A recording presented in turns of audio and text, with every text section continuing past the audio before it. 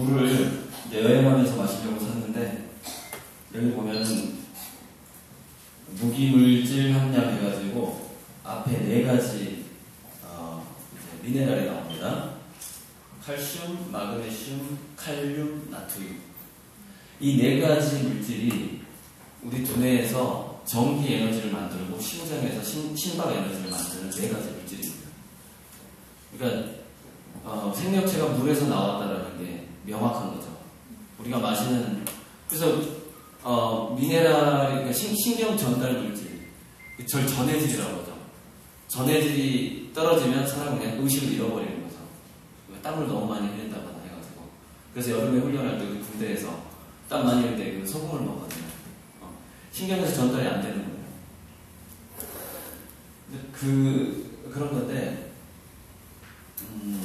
저 시냅스 사진을 오늘 띄워놨는데요. 방금 제가 얘기했던 이 물질들이 들어왔다 나갔다 하면서 그 전기 에너지를 만들어주면서 우리가 공부가 되는 거거든요.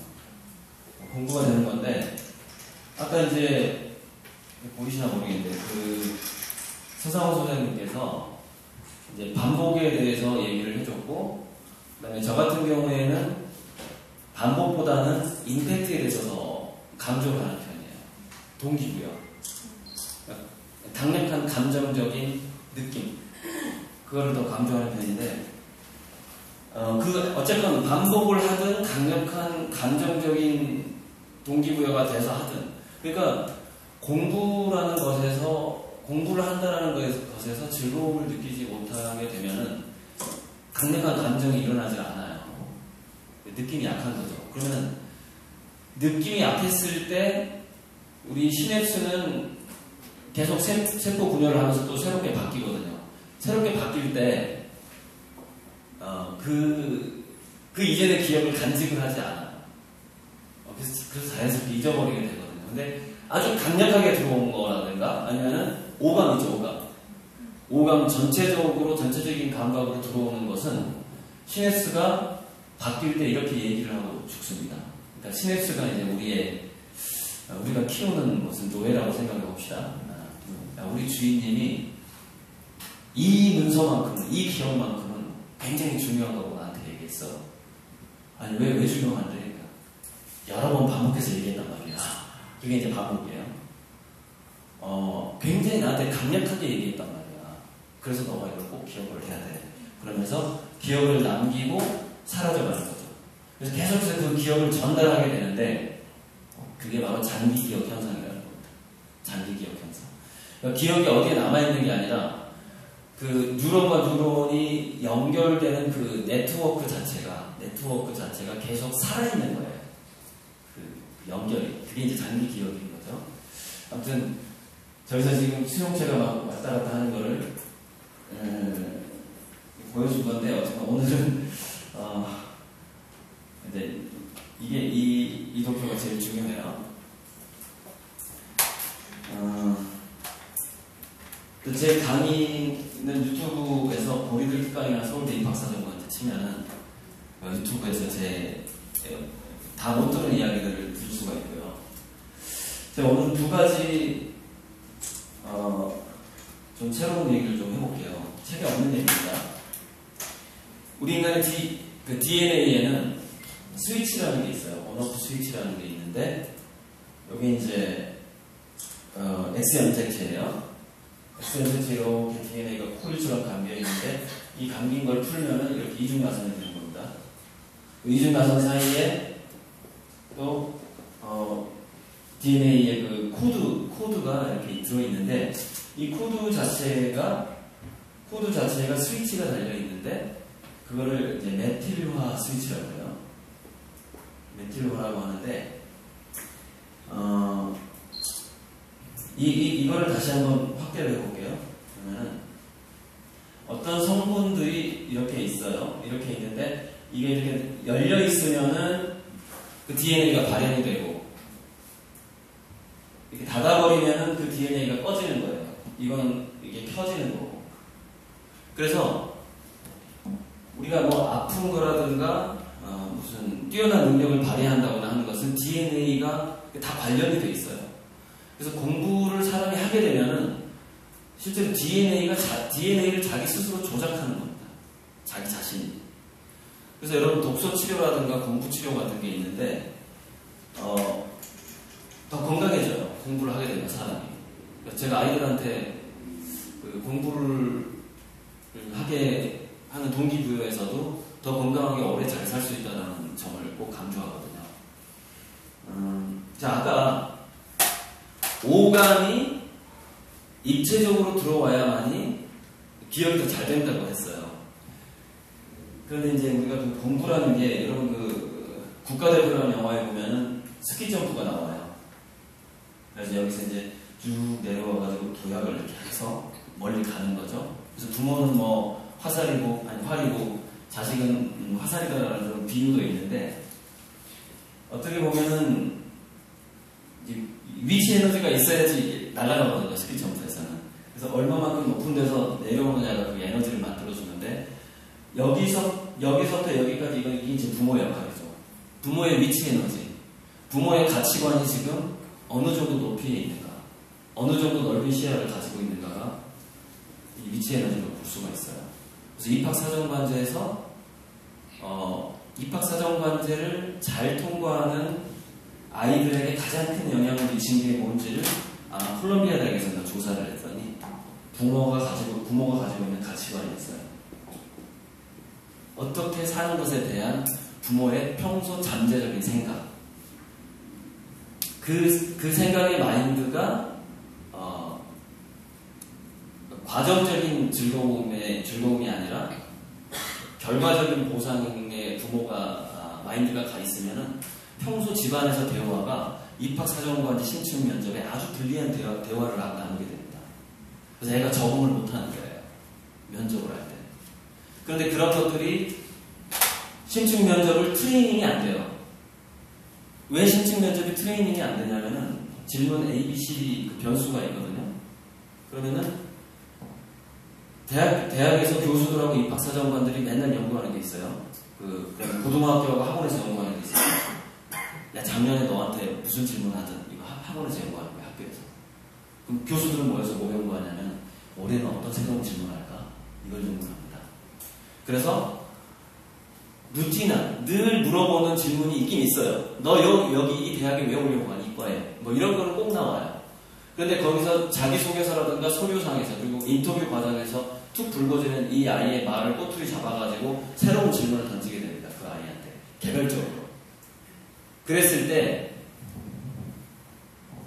사전에 준비한 질문에는 잘 대답을 하는데 사전에 준비를 할 수 있는 질문에 약 85점짜리 대답을 했단 말이에요. 그런데 새로운 질문에 25점짜리 대답을 해요. 그러면은 대부분의 면접관들은 얘는 만들어진 인재다라고 판단을 하게 됩니다. 그래서 안 뽑아요. 왜냐하면 인재상 자체가 진실성이 안 보인다는 거예요. 진짜 자기 머릿속에서 자기 가슴에서 인터뷰를 하는 애들은 60점짜리 대답만 하더라도 꾸준히 60점짜리 대답을 합니다. 모든 질문에. 이런 인재가 더 진정성이 있다고 판단을 하게 되는 겁니다. 준비가 안 되는 거예요. 그래서 부모가 평소에 가지고 있는 가치관을 가지고서 초등학교 때까지 내가 어떻게 아이하고 대화를 했는가가 그대로 입학사정관제 직격탄을 날리게 됩니다. 예전에는 그러지 않았었죠. 시험만 볼 때는. 근데 신청 인터뷰가 들어오게 되면서 부모의 가치관이 가장 강력한 영향을 미치게 되는 거예요. 아이의 마인드를 지배해버리니까. 그럼 과연 어떤 마인드가 유리한 마인드고 어떤 마인드가 나쁜 건가에 대해서 이제 간략하게 시간을 많이 하는데 자, DNA 온오프는 제가 얘기했고요. 입학사정관제에 부모의 가치관이 주는 영향력을 얘기하기 전에 이 텔로미어라는 것을 잠깐 얘기를 하자면 영국의 키스 칼리지하고 미국의 듀크 대학에서 일란성 쌍둥이가 서로 다른 환경에 입양이 됐을 때 텔로미어가 어떻게 변화하는지를 조사를 했습니다. 조사를 해봤더니 좀 못된 계모한테 컸다거나 학교에서 왕따를 당했다거나 어떤 심리적인 충격을 받은 애들이 일란성 쌍둥이임에도 불구하고 DNA가 같은 애들이에요. 임에도 불구하고 약 10% 정도 텔로미어가 감소되어 있다는 걸 발견하게 되죠. 이게 이제 스트레스와 유전자 끝부분에 있는 이게 여분의 DNA라고 해요. 이 여분의 DNA는 어떤 역할을 하게 되냐면은 세포가 분열을 할 때 어떤 특정 부분의 DNA가 망가졌을 때 그 망가진 거를 보상하는 역할을 합니다. 그래서 그 복제가 건강한 상태로 복제가 되도록 만들어주는 역할을 하는 게 텔로미어예요. 그래서 사람은 스트레스를 받으면 빨리 죽거나 빨리 늙거나 빨리 아프거나 합니다. 그래서 이미 텔로미어가 10% 사라져버리는 애들은 물론 이게 복구도 됩니다. 특히 자기가 즐거운 취미 활동을 통해서 복구가 가능합니다. 자기가 즐거워야 돼요. 엄마도 아빠도 애도 마찬가지입니다. 자, 근데 이 텔로미어 연구가 지금 우리 공부라든가 입학사정관제하고 어떻게 연결이 되는 거냐면 이런 거예요.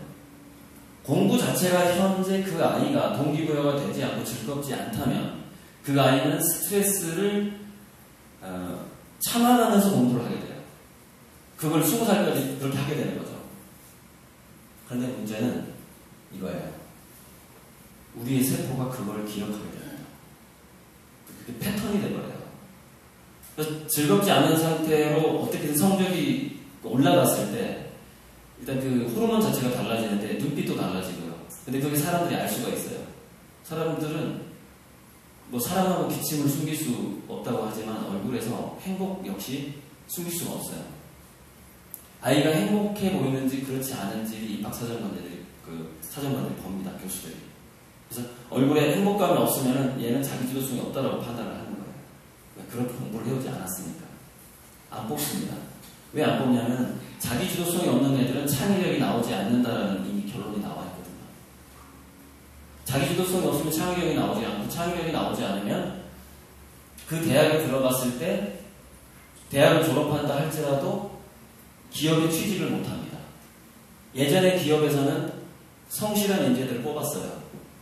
우리가 이제 선진국을 따라갈 때. 그러나 지금 우리 한국의 중소기업이나 삼성 같은 대기업들은 롤모델이 없습니다.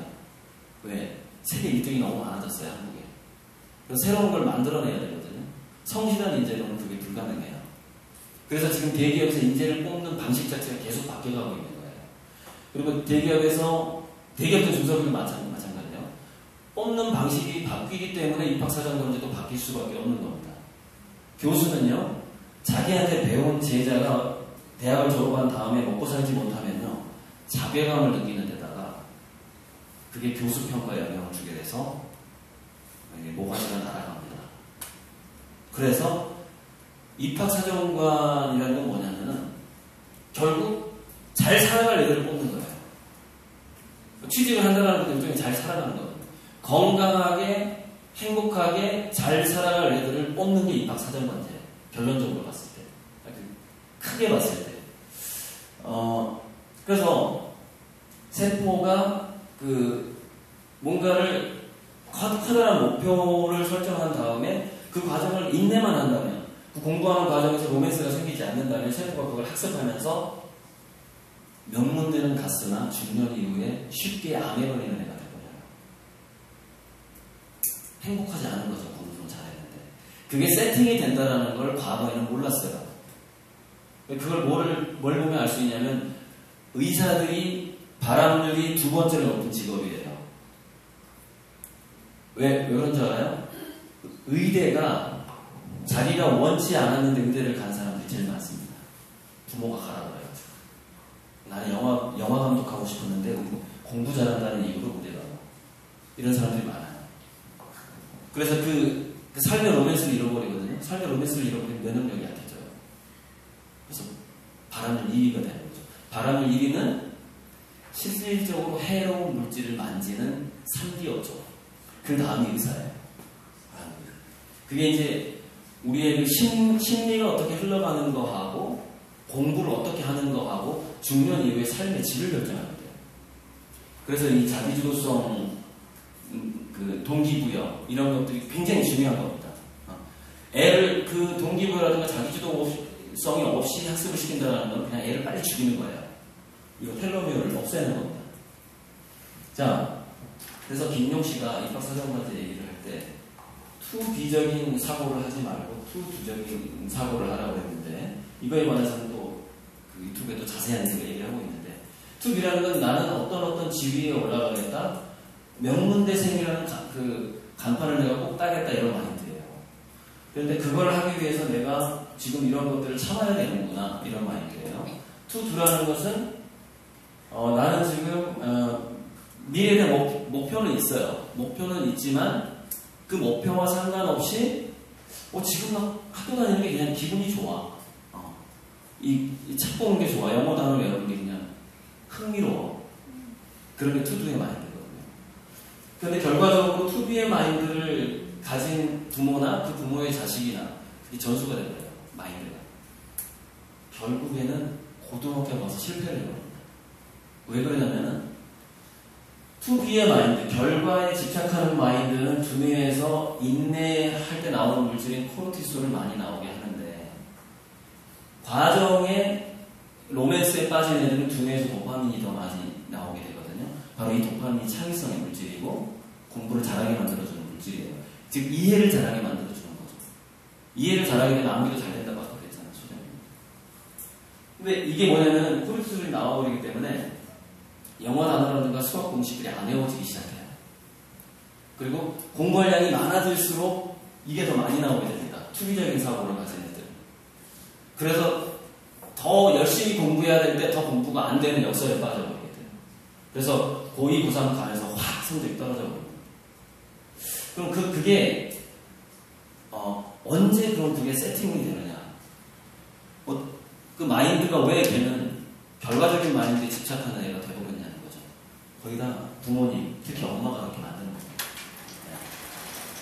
그래서 이제 이 도구로 마무리를 하자면 3세 이전에는 우리가 스트레스를 받았을 때 그 스트레스를 잘 견디기 위해서 자체적으로 두뇌에서 엔돌핀이 나오게 돼요. 그 엔돌핀이 나오게 되는 오피오이드계라는 걸 형성하는 시기예요. 그래서 이때 애착 형성이 불안정 애착 형성이 되게 되면은 나중에 자라서 좌절을 겪었을 때 심하면 자살까지 하게 되는 거죠. 다 애정 결핍이에요. 자살하는 사람. 어렸을 때 애정 결핍이 되어버리거든요. 자, 3세에서 8세까지는 어떤 우욕, 난 뭔가를 하고 싶다, 도전하고 싶다라는 그 도파민 회로를 만드는 기간이에요. 그래서 3세에서 8세 사이에 친엄마에게 지나친 관리와 간섭을 받은 애들은 무기력한 니트족이 될 확률이 확 올라가 버립니다. 좌절했을 때 2번, 3번 도전하는 애가 되지 않는 거예요. 3세에서 8세 사이에 지나친 관리를 받으면.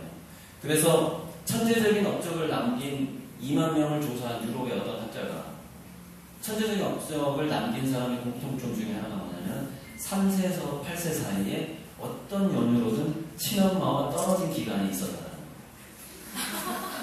그러니까 친엄마에게 지속적인 관리를 받으면 도파민 회로가 형성이 되지 않으면서 창의력이 사라져버려요. 왜? 엄마들은 계속 밥을 먹여야 되고 위험한 데 못 가게 하고 이렇게 하면서 지능을 떨어지게 만드는 데다가 지능만 떨어지면 문제가 아닌데 의욕 자체가 상실되게 만드는 거예요. 자, 8세부터 이제 13세 이쯤에는 이제 이거 보시면은 이제 얘가 논리가 발달해서 그래서 엄마한테 대들기 시작합니다. 초등학교 10살쯤 되면은 왜? 자기 논리가 엄마보다 더 좋은 것 같아. 저절로 그렇게 돼요. 그래서 이때 진로지도가 들어가야 돼요. 진로지도는 초등학교 4학년 때 시작하는 거예요. 원래 외과학적으로. 그리고 이제 13세에서 18세 사이에 어떤 누구를 만나야 되냐면 롤모델이나 멘토를 만나야 돼요. 다 시기가 있어요. 시기. 그래서 사실 아주 자상하고 너무너무 자식을 사랑하는 엄마는 아이를 언제 손을 떼면 좋으냐면 3살 때부터 손 떼는 게 좋습니다. 그럼 그 아이가 천재가 될 확률이 올라가요. 무슨 얘기냐면 아예 방치하는 얘기가 아니라 자기가 직접적인 관리를 하지 말고 제 3자처럼 마인드를 가져야 된다는 얘기예요.